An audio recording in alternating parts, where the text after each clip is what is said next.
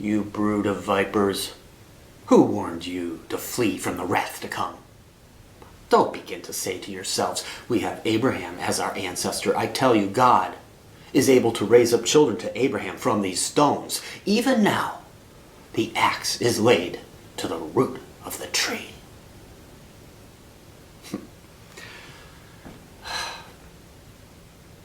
When I was maybe 10 years old, my parents took us on a vacation to Washington, D.C.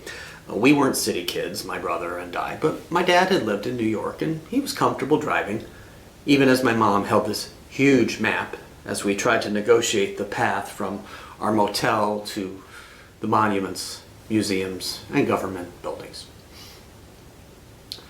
And the reason why we were there became more clear with each visit, each walk around a monument, each new thing learned.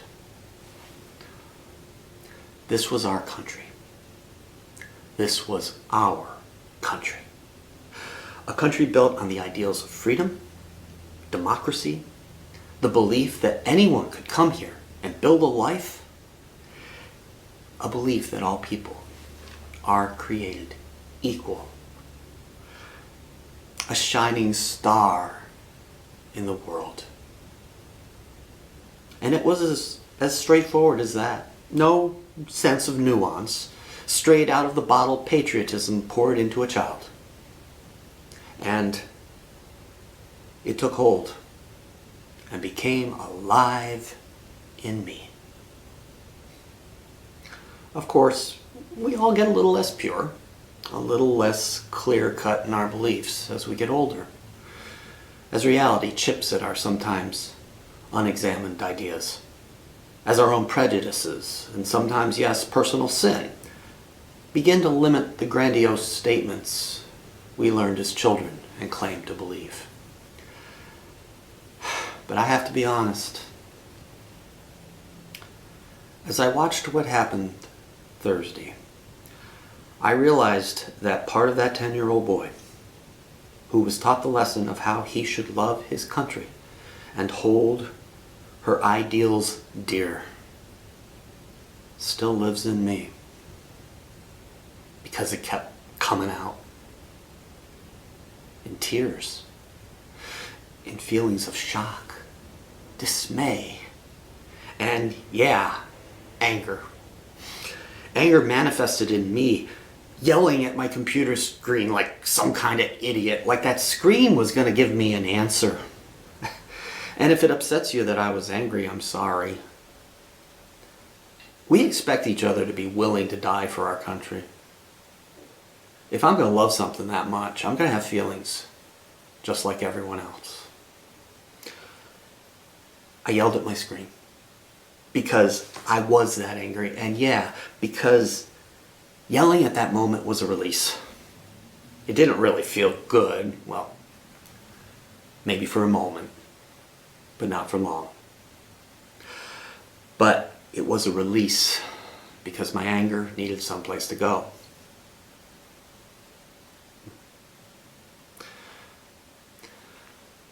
A lot of us, when we consider becoming a preacher, probably especially when we're young, find ourselves drawn to John the Baptist. Why? Because this guy practically invented the screed. You know, that fire and brimstone sermon that rolls up from the bottom of your toes and straight out of your mouth. You brood of vipers. That's not exactly mincing words, is it? And we preachers, we can get the very wrong idea that this is how you do ministry, this is how you talk to people.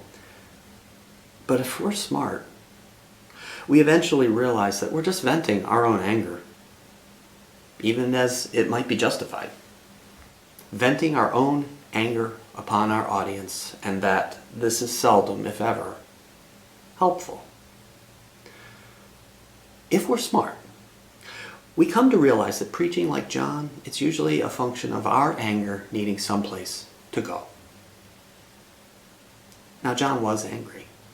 He had a God-given right to be. But I would submit that this, while it got him some attention, was not his best quality, and it's certainly not why people flocked to him. We need to ask, why was he angry? Why was John mad? Not parrot him as we make an excuse for venting our spleen. The people had made a mistake. They had made the mistake of believing that their birthright, the fact that they were the chosen people, was all that mattered. And to this, John replies, God can raise up children to Abraham from these stones. And then he tells them in words I think he should be remembered for how to change, how to become children of Abraham, how to turn. Whoever has two coats must share with anyone who has none, and whoever has food must do likewise. To the tax collectors he says, collect no more than the amount prescribed for you. To the soldiers he says, do not extort money from anyone. Be satisfied with your wages. He preaches the simple truth that had been handed to him by the prophets before him. The simple truth we call gospel. He speaks words of Jesus before Jesus, words that often, and I've done this, get mistakenly attributed to Jesus because there's so much Jesus in them. But the point, and this is the point, he tells the people to stop it. Stop talking about the fact that you come from the right family, that you were born in the right place and the right time. What matters is what you believe and how you act on it. What you believe and how you act. Believing's not enough. Action is essential. And the actions need to be actions of love and mercy.